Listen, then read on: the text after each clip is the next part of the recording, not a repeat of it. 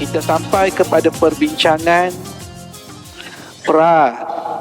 kepada Isra' dan Mi'raj, iaitu langit tidak meninggalkan Rasulullah sallallahu alaihi wasallam. Seperti mana yang kita tahu, apabila Rasulullah sallallahu alaihi wasallam mengambil keputusan untuk berhijrah ke Taif. Assalamualaikum warahmatullahi wabarakatuh. Alhamdulillah wa bihi nasta'in. Wassalatu wassalamu ala Rasulillah wa ala alihi wa sahbihi wa tabi'ina bi ihsanin ila yaumiddin wa ba'. Rabbi syrah li sadri wa yassir li amri wahlul 'uqdatam min lisani yafqahu qawli. Rabbi yassir wa la tu'assir, Rabbi tammim bil khair.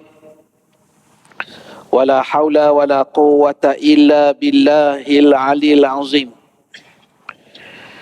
InsyaAllah pada malam ini kita meneruskan pembacaan kita berdasarkan buku Muhammad Rasulullah. Kita sampai kepada perbincangan kepada Isra' dan Mi'raj, iaitu langit tidak meninggalkan Rasulullah sallallahu alaihi wasallam. Seperti mana yang kita tahu, apabila Rasulullah sallallahu alaihi wasallam mengambil keputusan untuk berhijrah ke Taif setelah baginda disakiti, dilakukan perkara-perkara yang tidak sepatutnya dilakukan kepada seorang rasul, seorang nabi. Sebenarnya bukan yang tidak sepatutnya dilakukan kepada Nabi dan Rasul, bahkan tidak sepatutnya dilakukan kepada manusia, kepada insan biasa. Dan apabila Rasulullah sallallahu alaihi wasallam berada di Taif, jangkaan Nabi, orang Taif menerima dakwah yang disampaikan oleh baginda. Namun sebaliknya, apa yang berlaku, dakwah itu ditolak dan berlaku penduduk Taif mengarahkan golongan-golongan juhala daripada remaja Taif untuk melontar Nabi dengan batu sehingga berdarah kaki Rasulullah sallallahu alaihi wasallam. Dan selepas itu Nabi berehat ataupun setelah dikejar, dihambat, Nabi berlindung di satu kebun kurma. Dan di kebun tersebut Nabi SAW bermunajat, berdoa satu doa yang cukup masyhur, doa yang dibaca oleh Rasulullah SAW di Taif. Bunyi doa tersebut, munajat tersebut ialah Allahumma inni ashku ilaika dha'fa quwwati wa qillata hilati wa hawani 'alan nas, anta rabbul mustad'afin wa anta rabbi ila man takiluni ila ba'idin yatajahamuni am ila qaribin malaktahu amri. Illam yakun bika ghadabun alayya fala ubali walakin afiyataka awsa'u li. A'udzu binuri wajhika alladhi ashraqat bihi az-zulumat wa saluha alayhi amru ad-dunya wal akhirah min an tunazzila bi ghadabuk aw yahilla alayya sakhatuk lakal hamdu hatta tarda wala haula wala quwwata illa billahil aliyil azim. Maksudnya, ya Allah, wahai Tuhanku, Kepadamu aku mengadu lemahnya kekuatanku, kurangnya daya upayaku serta hinanya aku pada manusia. Engkaulah Tuhan golongan yang tertindas, golongan yang disebut sebagai mustad'afin, golongan yang lemah, golongan yang tertindas. Engkaulah Tuhanku. Kepada siapakah engkau serahkan daku? Adakah kepada orang jauh yang menyambutku dengan kasar dan rasa benci, atau kepada orang yang dekat engkau berikannya dapat menguasai urusanku? Orang jauh maksudnya orang Taif. Orang Taif dalam doa ni Nabi kata menyambutku dengan kasar dan rasa benci. Benci itu satu perkara, disambut dengan cara yang bengis, cara yang kasar. Ataupun kepada orang yang engkau berikannya dapat menguasai urusanku. Yang mereka ada kuasa iaitu orang-orang Mekah. Jika engkau tidak memurkaiku, maka aku tidak peduli. Namun kesejahteraanmu lebih luas bagiku. Aku berlindung dengan nur wajahmu yang memerangi segala kegelapan. Dan urusan dunia dan akhirat menjadi baik. Atas nur itu agar janganlah engkau timpakan kemurkaanmu kepadaku. Kepadamu juga diharapkan keredaan sehingga engkau benar-benar meredai. Tiada daya, tiada upaya melainkan dengan pertolongan Allah yang maha tinggi dan maha agung. Inilah munajat doa yang Rasulullah SAW baca ketika berada di satu kebun di Taif. Dan doa ini cukup memberi kesan yang kuat, bukan kepada penduduk bumi, tetapi kepada penduduk langit. Malaikat Allah Subhanahu wa Ta'ala, sehingga kan pengarang kita Syekh Muhammad Mutawalli Sya'rawi menyebut ketika itu gambarannya ialah bergegarlah pintu-pintu langit untuk Rasulullah sallallahu alaihi wasallam, dan Allah Subhanahu wa Ta'ala nak memberitahu kepada nabinya bahawa apa sahaja yang didapati oleh Rasulullah daripada penduduk bumi, maka itu tidak bererti langit telah berlepas daripada baginda sallallahu alaihi wasallam. Mungkin cercaan itu daripada orang bumi, tetapi pujian itu, doa itu dari penduduk langit, daripada malaikat Allah Subhanahu wa Ta'ala. Tuan-tuan yang saya hormati, yang saya kasihi, dalam dakwah ni kalau kita lihat, dalam menyampaikan agama ini, yang kita lihat daripada apa yang dilakukan oleh Rasulullah sallallahu alaihi wasallam, Nabi melalui asbab musabbab, iaitu menyampaikan dakwah seikhlas mungkin, sesungguh mungkin. Tapi hidayah petunjuk itu bukan dimiliki oleh Rasulullah sallallahu alaihi wasallam, tetapi hidayah dan petunjuk itu seperti mana yang kita ketahui hanya milik Allah Subhanahu wa Ta'ala. Cuba kita lihat doa yang Nabi baca ini. Dalam doa yang Nabi baca ini tidak ada dalam kandungan doa itu Nabi SAW rungut. Tidak ada rungutan kepada manusia. Yang adanya ialah syakawa ataupun aduan bukan pada manusia, tetapi kepada Allah Subhanahu wa Ta'ala. Itu yang Nabi sebut, inni ashku ilaika dha'fa quwwati. Sesungguhnya aku mengadu kepada engkau tentang lemahnya kekuatan aku.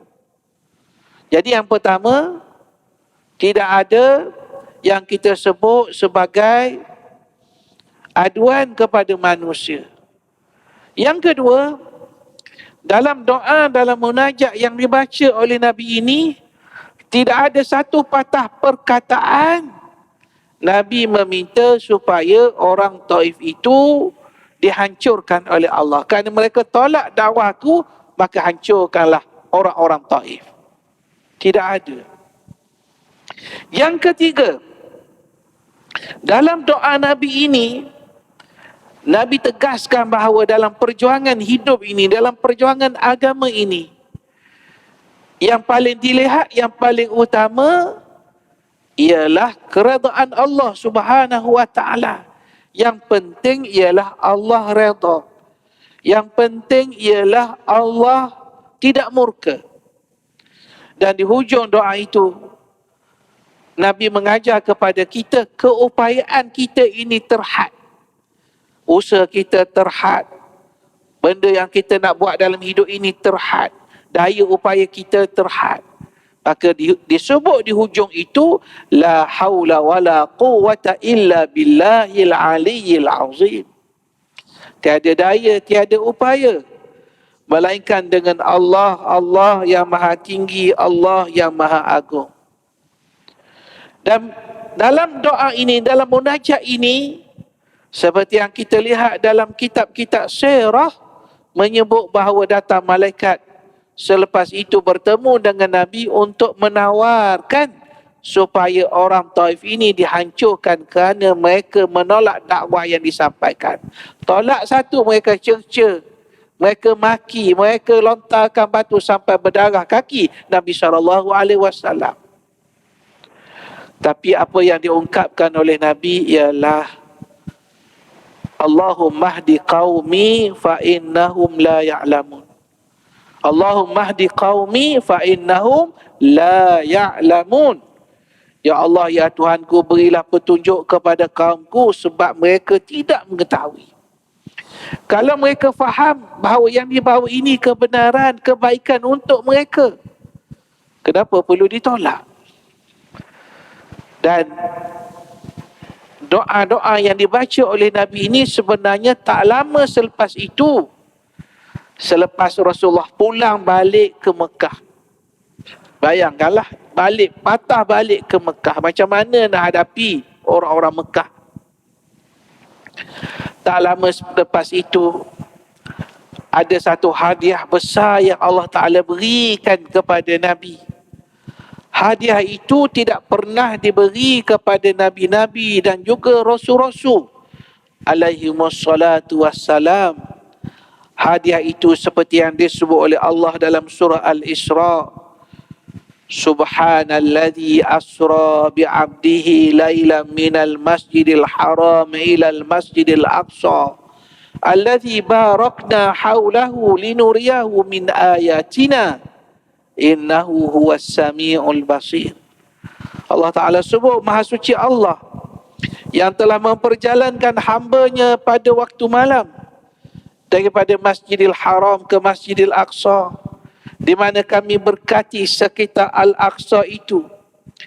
Linuriyahu min ayatina, tujuan perjalanan itu ialah untuk kami tunjukkan min ayatina, sebahagian, bukan semua, sebahagian daripada tanda-tanda kebesaran kami.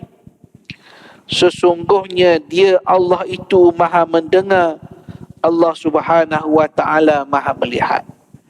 Saya katakan tadi, peristiwa macam ni tidak pernah dilalui oleh Nabi-Nabi dan juga Rasul-Rasul alaihimussalatu wassalam. Kita akui bahawa dalam Al-Quran banyak kisah-kisah yang menyebut tentang Nabi-Nabi dan juga Rasul-Rasul alaihimussalatu wassalam. Pelbagai Nabi, pelbagai Rasul disebut oleh Allah. Kisah Nabi Musa, kisah Nabi Isa, kisah Nabi Yunus, kisah Nabi Yusuf, kisah Nabi Shu'aib, kisah Nabi Lut. Semua kisah-kisah itu, intisari daripada kisah itu ialah memberi faham, memberi makna kepada Nabi, seperti mana orang-orang dahulu, Nabi-Nabi dan juga Rasul-Rasul dahulu diuji oleh Allah, maka kamu juga melalui ujian tersebut. Itu yang disebut oleh Allah dalam banyak ayat dalam Al-Quran. Antaranya Allah Subhanahu wa taala menyebut, am hasibtum an tadkhulul jannata walamma ya'lamillahu alladhina jahadu minkum wa ya'lamas sabirin. Adakah kamu menyangka bahawa kamu akan masuk syurga padahal belum lagi nyata kepada Allah orang yang berjihad di antara kamu, orang yang bersungguh-sungguh menegakkan agama Allah, dan belum lagi nyata orang yang sabar, tabah dan cekah hati dalam perjuangan. Maksudnya, yang mengukur kesabaran Nabi-Nabi, Rasul-Rasul, bahkan juga yang mengukur kesabaran kita, Allah. Kita tak boleh kata, aku dah maksima sabar. Siapa yang ukur? Bukan kita yang ukur, Allah. Allah yang ukur. Dalam keadaan begitu, ujian kepada Nabi-Nabi, kepada Rasul-Rasul, maka Allah masih menyebut bahawa itu proses ujian itu masih berlaku. Bahkan pada ayat dalam surah Al-Baqarah ayat 214, Allah detailkan lagi macam mana keadaan orang-orang yang diuji. Allah Ta'ala menyebut, am hasibtum an tadkhulul jannata walamma ya'tikum mathalul ladzina khalau min qablikum massadhumul ba'sa'u wad-dharra'u wazulzilu hatta yaqula ar-rasulu walladzina amanu ma'ah mata nasrullah ala inna nasrallahi qarib. Adakah kamu patut menyangka bahawa kamu akan masuk syurga padahal belum datang kepada kamu ujian dan cubaan seperti yang telah berlaku kepada orang-orang terdahulu daripada kamu? Mereka ditimpa dengan kepapaan, kemiskinan dan serangan penyakit, dan digoncang dengan ancaman musuh, sehingga berkata Rasul dan orang-orang yang beriman, mata nasrullah, bila datang pertolongan Allah, ala inna nasrallahi qarib, ketahuilah bahawa pertolongan Allah itu hampir. Pertolongan Allah itu hampir. Pertolongan Allah tak diberitahu seminggu ke, 2 minggu ke, setahun ke, tapi Allah gunakan perkataan bahawa pertolongan Allah itu hampir. Pertolongan Allah itu dekat. Dia bukan satu yang jauh daripada yang dijanjikan oleh Allah Subhanahu wa taala. Dan Allah mulakan perkataan dalam surah Al-Isra ini dengan perkataan subhana. Maha suci Allah. Maknanya bila dia sebut perkataan subhana ini, memberi gambaran bahawa perkara yang nak disebut oleh Allah ni luar biasa. Luar biasa. Maka digunakan perkataan subhana, maha suci Allah daripada segala kekurangan. Dan peristiwa besar itu ialah Allah memperjalankan Nabi pada waktu malam daripada Masjidil Haram ke Masjidil Aqsa. Jadi perkataan asrah, Allah yang menjalankan, Allah yang memperjalankan, itu adalah satu yang jelas. Jadi kalau orang bertanya, macam mana Nabi berjalan dan macam mana Nabi bergerak, soalan tu salah lah. Sebab Allah Ta'ala dah sebut, asra bi abdihi. Allah yang memperjalankan hambanya. Allah yang memperjalankan hambanya. Seperti kalau diberitahu kepada kita bahawa seorang bayi ataupun seorang anak kecil yang umurnya 1 tahun menaiki gunung Kinabalu kerana dibawa oleh ayahnya. Tak ada benda pelik ya? Jadi tak timbul soalan, macam mana budak setahun boleh naik gunung Kinabalu? Tak payah tanyalah, sebab automatik kita faham ayah dia yang bawa dia, ayah dia yang kendong dia, ayah dia yang pegang anak tu sampai naik ke puncak gunung Kinabalu. Maka begitulah perumpamaan apabila Allah Ta'ala sebut Allah yang memperjalankan hamba-Nya pada waktu malam daripada Masjidil Haram ke Masjidil Aqsa. Ini peristiwa yang kita sebut perkara luar biasa yang disebut oleh Allah Subhanahu Wa Ta'ala untuk menggambarkan bahawa ini adalah perkara besar yang berlaku kepada Nabi SAW. Jadi saya katakan tadi, tidak pernah Nabi-Nabi, Rasul-Rasul mempunyai perjalanan seperti itu. Yang pakejnya Isra' dan Mi'raj itu tidak pernah berlaku. Tak pernah berlaku. Maka ini berlaku kepada Nabi SAW. Dan perkara penting yang Allah Ta'ala sebut dalam ayat ini ialah linuriyahu min ayatina.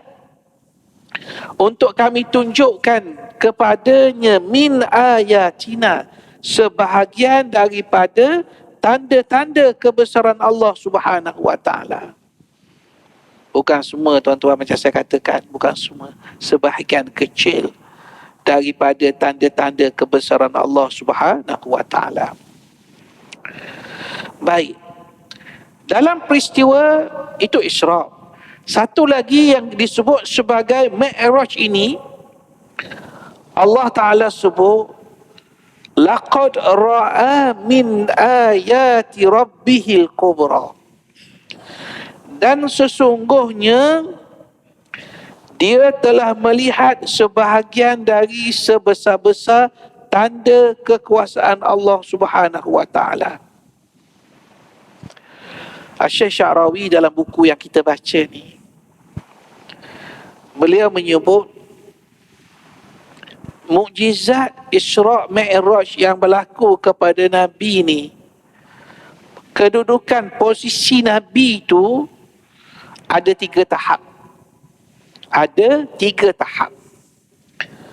Tahap yang pertama disebut bahawa baginda sallallahu alaihi wasallam sebagai manusia biasa. Maknanya kondisi dia tu manusia biasa. Dan Jibril membentangkan kepada baginda beberapa perkara. Baginda bertanya soalan-soalan yang Nabi tanya kepada Jibril. Maha ulat, contohnya apa benda tu wahai Jibril? Maka Jibril menjawab sekian-sekian. Jadi kata Syekh Sya'rawi, itu posisinya dia sebagai manusia biasa. Dia tak tahu, dia tanya. Kemudian Jibril jawab. Jawapan itu ada daripada Jibril. Ada pada Jibril. Jawapan itu ada pada Jibril. Nabi nampak peristiwa itu, tapi Nabi tak memahami apa di sebalik peristiwa tersebut. InsyaAllah kita sebut 2-3 peristiwa nanti. Itu tahap yang pertama, Nabi sebagai manusia biasa. Tahap yang kedua ialah tak kala baginda naik ke langit, baginda memiliki pribadi yang berbeza yang dapat memahami sendiri, sehingga baginda sallallahu alaihi wasallam melihat sendiri dan dapat melihat malaikat dan berbicara dengan mereka. Ini tahap yang kedua. Nabi tak tanya pun Nabi dah tahu dah. Dan ikut pandangan Syekh Sya'rawi di sini, Nabi dapat melihat dengan matanya sendiri dan dapat melihat malaikat dan berinteraksi dengan malaikat. Ini tahap yang kedua. Tahap yang ketiga, tahap paling hebat, tahap yang paling luar biasa. Rasulullah sallallahu alaihi wasallam semakin naik martabatnya sehingga menjadi lebih tinggi berbanding malaikat yang paling hampir dengan Allah, iaitu Jibril alaihi salam. Apa yang menyebabkan demikian? Yang dikatakan martabatnya melebihi martabat malaikat Jibril, iaitu apabila baginda sallallahu alaihi wasallam meminta Jibril mendahuluinya ke Sidratul Muntaha, Jibril berkata, Malaikat Jibril kata, di sini sahaja tempat aku. Jika aku mara, kalau aku bergerak ke depan lagi, nescaya terbakarlah aku. Tetapi jika Tuan mara, nescaya Tuan dapat menembusinya. Ini untuk ke Sidratul Muntaha. Maksudnya, untuk menembusi Sidratul Muntaha, Malaikat Jibril sini tak boleh. Maknanya maqam kedudukan Nabi ketika itu lebih tinggi daripada Malaikat Jibril alaihi salam. Ini kita kata sesuatu yang sangat istimewa yang Allah Ta'ala berikan kepada Nabi setelah melalui proses ujian yang sangat hebat di Mekah, dihina di Taif, dimalukan di Taif. Dan dalam peristiwa itu, banyak perkara-perkara yang menjadi pengajaran kepada kita. Saya pernah baca sebuah buku berkenaan dengan Isra' Mi'raj. Seorang penulis daripada Jordan, saya lupa namanya, tapi dia sebut begini. Dia sebut bahawa dalam peristiwa Isra' Mi'raj ni, yang Nabi tengok benda-benda yang nak dijauhi ni, orang yang kena azab ni, dia kata kalau dunia sekarang orang panggil penyakit sosial. Penyakit sosial masyarakat. Yang masyarakat ni sedang menghadapi penyakit-penyakit itu. Penyakit-penyakit yang berlaku kepada manusia akhir zaman itu dipertontonkan kepada Rasulullah SAW.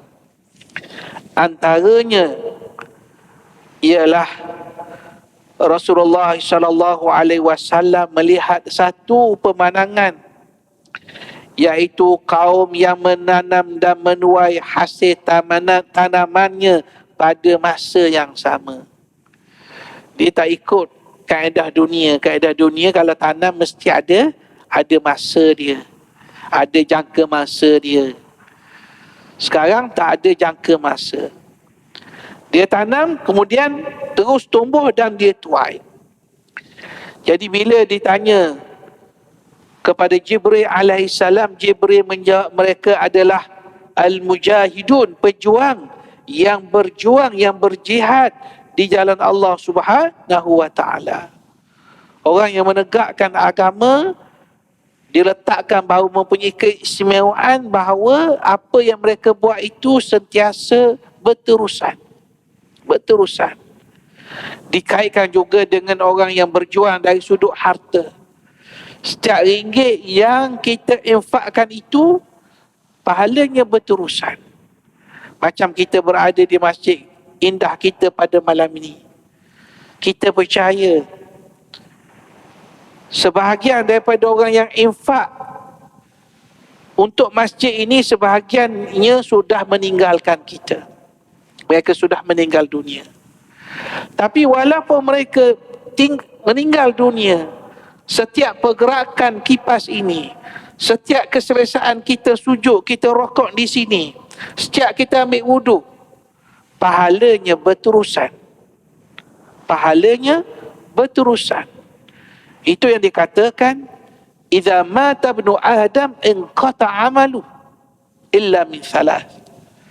Jika meninggal anak Adam, maka terputus segala amalnya, melainkan 3 perkara. Antara 3 perkara tersebut ialah sedekatun jariyah. Sedekah jariah.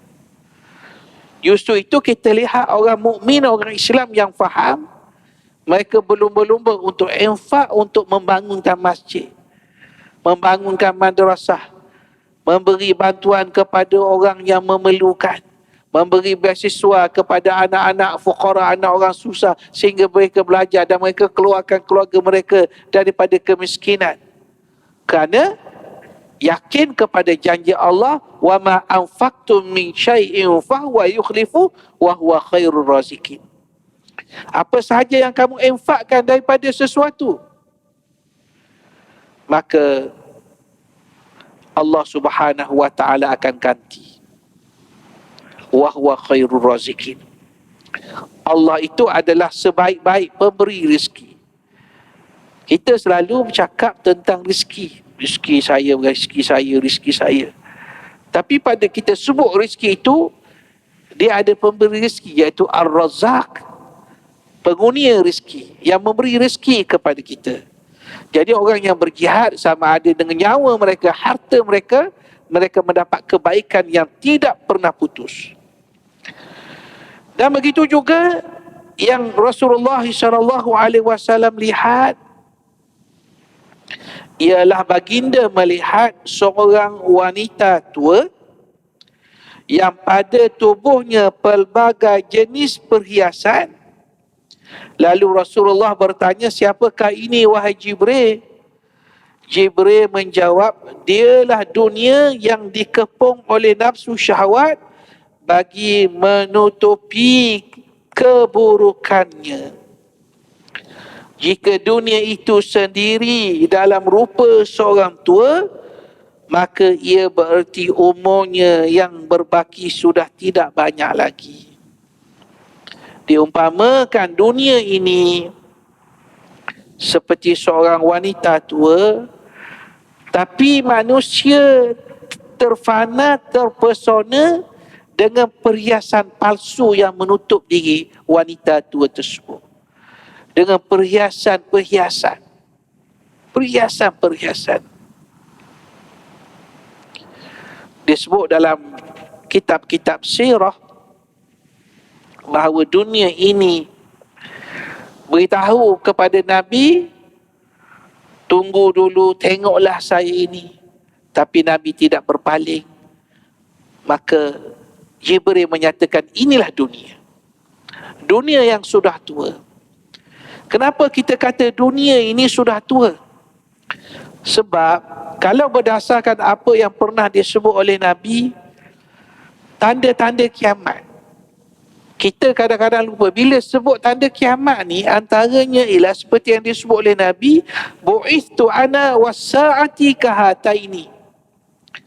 Kata Rasulullah, aku diutuskan sedangkan masa hari kiamat adalah seperti dua ini. Maksudnya apa? Maksudnya antara kebangkitan Nabi dengan hari kiamat tu dekat. Nabi kata kahata ini. Lalu Nabi rapatkan jarinya. Rapatkan jari. Mana dekat sangat. Katalah jari terunjuk dengan jari tengah ni. Jaraknya terlalu dekat. Seperti mana Nabi gunakan perkataan kahata ini ketika Nabi bicara tentang ganjaran orang yang berbuat baik kepada anak yatim. Ana wa kafirul yatim kahataini fil jannah. Kata Rasulullah, saya dengan orang yang menjaga, orang yang memelihara, orang yang membantu anak yatim kahataini. Dua jari juga. Kerana dekat sangat aku dengan orang yang membantu, menjaga, membela anak yatim. Fil jannah. Dekat tu di mana? Dekat duduk dalam syurga Allah Subhanahu wa ta'ala. Jadi dunia ini adalah dunia yang tua. Syekh Syarawi, pengarang kita ini, dalam tafsir dia ketika menafsirkan firman Allah, dia kata ketika Allah menyebut wal akhiratu khairun wa abqa, dan sesungguhnya akhirat itu, wal akhiratu khairun wa abqa, dan adalah akhirat itu adalah lebih baik dan lebih kekal. Maknanya kata Syekh Syarawi, dunia tu baik, bukan tak baik kalau diurus dengan cara yang betul.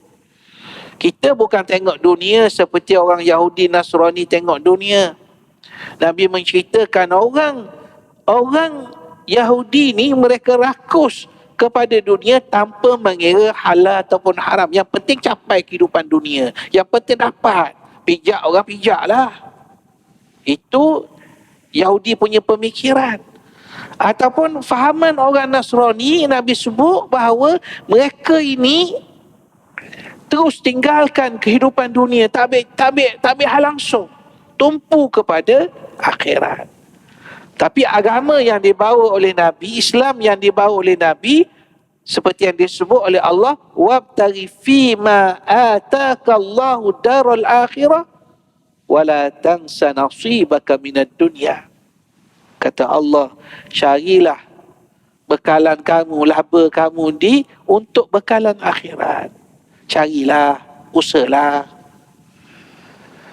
Tapi Allah pesan pula, wala tansa nasibaka minad dunya, tapi jangan lupa bahagian kamu di dunia ini.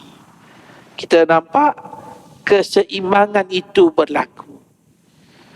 Kita cari dunia, tak lupa akhirat. Cari bekalan akhirat, tapi dunia asbab untuk kita mendapat kebaikan dunia dan juga kebaikan akhirat. Satu lagi peristiwa yang Nabi lihat ialah sekumpulan manusia yang menggunting bibir dan lidah mereka. Nabi bertanya, siapakah mereka wahai Jibril? Jibril menjawab, mereka adalah khutabaul fitnah. Pemidato fitnah yang sifatnya yang apabila berbicara yang mereka sendiri tidak lakukan. Mereka berbicara dengan kata-kata untuk didengari oleh manusia, sedangkan tingkah laku mereka bertentangan dengan apa yang mereka ucapkan. Natijahnya ialah manusia beralih daripada mengikut manhaj Allah, kerana agama ini adalah berdasarkan ikutan.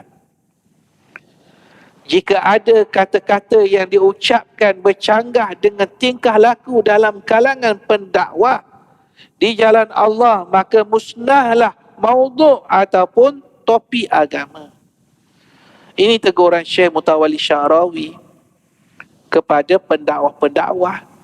Sebab mereka ini dilihat. Mereka tokoh, pakaiannya begitu cantik, image Islam. Tapi bila menulis di sosial media, menulis benda-benda yang tidak sepatutnya. Ataupun kalau bercakap tengking orang, hina orang, malukan orang. Ini, kata Syekh Sya'rawi, jika ada kata-kata yang diucapkan itu bercanggah dengan tingkah laku dalam kalangan pendakwah di jalan Allah, maka ianya menjadi fitnah kepada agama. Oh, kata Islam ajar begini ke? Sebab yang bercakap tu image seorang Muslim yang baik. Dan inilah yang disebut oleh Allah dalam surah As-Saff. Ya ayyuhalladzina amanu lima taquluna ma la taf'alun kabura maqtan 'indallahi an taqulu ma la taf'alun. Wahai orang-orang yang beriman, seruan yang jelas kepada kita orang beriman. Mengapa kamu memperkatakan apa yang kamu tidak melakukannya? Amat besar kebencian di sisi Allah. Tengok Allah Ta'ala pilih perkataan kabura maqtan, sangat besar kebencian. Allah Ta'ala tak sebab kebencian saja, sangat besar kebencian di sisi Allah kamu bercakap barang yang kamu tidak laksanakan. Semasa di dunia ini, manusia disibukkan dengan dua perkara. Pertama adalah harta yang dikumpulnya, dan yang kedua adalah harga diri manusia yang dicerobohinya. Ini berarti harta dan harga diri, maruah lah maksud dia. Harta, kekayaan, harga diri, maruah, merupakan punca kerosakan di muka bumi. Punca kerosakan di muka bumi ni kerana faktor harta, faktor harga diri. Harta ialah apabila manusia menjadikan harta itu sebagai cita-citanya yang paling besar sampai lupa antara yang halal ataupun yang haram.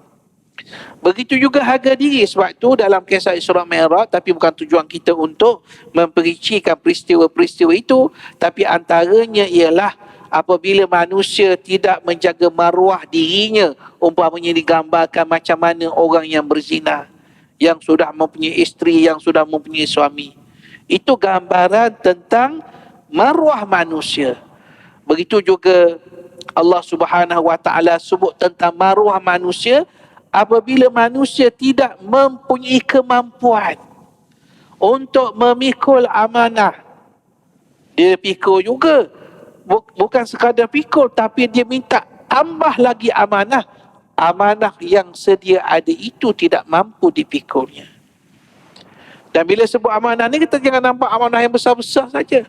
Amanah yang berada di pundak kita pun, yang menjadi kewajipan kita, yang kita ni ada isteri, kita ada anak, kita ada keluarga. Ini merupakan amanah yang pasti akan ditanya oleh Allah Subhanahu wa taala kepada kita. Tuan-tuan, puan-puan yang saya hormati, yang saya kasihi, yang terakhir yang kita nak sebut ialah perkara yang sangat penting dalam peristiwa Isra' Mi'raj ini, iaitulah berkenaan dengan manusia yang pecahkan kepalanya, kemudian Allah Ta'ala kembalikan, pecahkan lagi kepalanya. Faktornya jelas. Bila Nabi tanya kepada Jibril, Jibril kata, haula'i tatathaqalu ru'usuhum 'anis salah. Mereka itu ialah mereka yang berat kepalanya untuk sujud kepada Allah. Berat kepala. Nabi pun pilih perkataan berat. Bukan orang langsung tak sembahyang. Mungkin sembahyang, tapi dia berat nanti mungkin dia tinggalkan solat. Tapi berat dengan kata dia lawan, itu mujahadah. Itu tak ada masalah. Dan kita yakin, kita percaya kekuatan satu-satu keluarga, satu-satu umat apabila kita dapat menjaga, memelihara solat ini. Dan insya-Allah anak kita akan jadi cemerlang dunia akhirat, cucu kita cemerlang dunia akhirat, cicit kita cemerlang dunia akhirat, walaupun apa karier mereka, walaupun di mana mereka berada, sekiranya mereka menjaga kewajipan solat yang merupakan sebagai tiang agama. Jadi insya-Allah sekadar itu dulu pertemuan kita pada malam ini. Insya-Allah kita akan sambung perbincangan kita berdasarkan buku Muhammad Rasulullah ini dalam pertemuan kita pada bulan hadapan, insya-Allah biiznillah. Jadi sekadar itu aqulu qali hadza wa astaghfirullahal azim wa li wa lakum. Wassalamualaikum warahmatullahi wabarakatuh. Bismillahirrahmanirrahim. Alhamdulillah rabbil alamin, wassalatu wassalamu ala asyrafil anbiya'i wal mursalin wa ala alihi wa sahbihi ajma'in. Allahumma ja'alna minal ladzina yastami'una al-qawla fayattabi'una ahsanah. Rabbana atina fid dunya hasanah wa fil akhirati hasanah wa qina adzabannar. Wa sallallahu ala sayyidina Muhammadin wa ala alihi wa sahbihi wasallam. Walhamdulillahi rabbil alamin. Taqabbalallahu minkum.